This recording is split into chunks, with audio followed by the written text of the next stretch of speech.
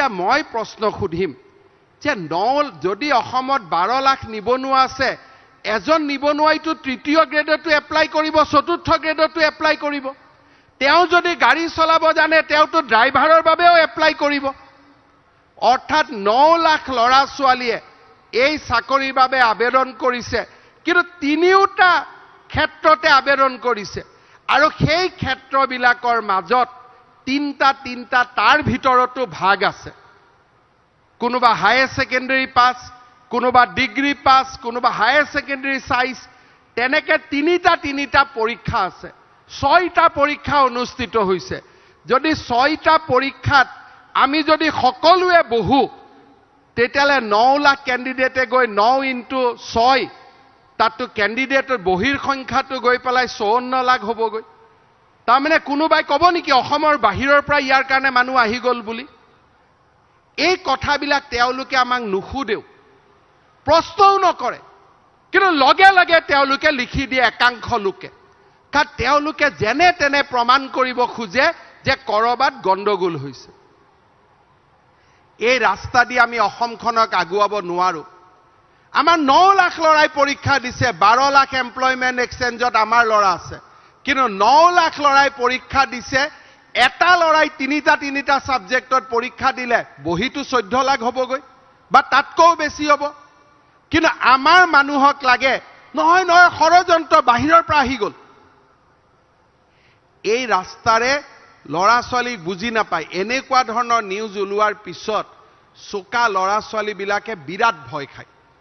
মনটোত ৰাতিপুৱা পেপাৰখন পঢ়ি টিভিত নিউজটো শুনাৰ পিছত তেওঁলোক কিমান টেনশ্যন খায় যাৰ পৰীক্ষা ভাল হৈছে।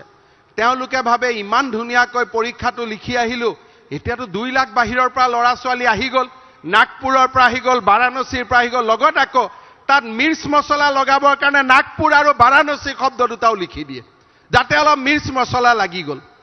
মানুহে কিমান ভয় খালে। ইয়াত কোনোবা আছে নেকি নাগপুৰৰ চাকৰি লোৱা? আজি আছে নেকি? কাৰোবাৰ এড্ৰেছ নাগপুৰৰ আছে নেকি? নাই নে আছে?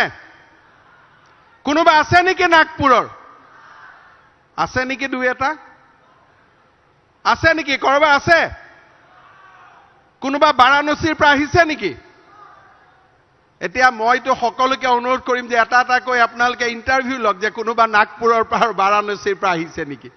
কিন্তু মানুহৰ মূৰত এনেকুৱা ধৰণৰ কথা কৈ আমি দুখীয়া মানুহবিলাকৰ মন ব্যতিব্যস্ত কৰি পেলাওঁ। তাৰপিছত আহি গ'ল ইণ্টাৰনেট। পৰীক্ষাটো মুঠতে যিকোনো কাৰণে হ'ব নিদিয়ে। এবাৰ লিখিব বাহিৰৰ পৰা কেণ্ডিডেট আহি গ'ল, এবাৰ লিখিলে ইণ্টাৰনেট বন্ধ কিয়, হাইকোৰ্ট গৈ পালেগৈ। মুঠতে পৰীক্ষাটো হ'ব নালাগে, চৰকাৰখনে যেনে তেনে 1 লাখ নিযুক্তি দিব নালাগে। মইতো আজিও কওঁ, হিমালয়ো যদি আগত থিয় হয় 1 লাখ নিযুক্তি এই চৰকাৰৰ দিনত হ'বই। হিমালয় আগত থিয় হ'লেও হ'ব। ইণ্টাৰনেটটো সৰু কথা। সেইকাৰণে এইবিলাক চেষ্টা বাদ দিব লাগে।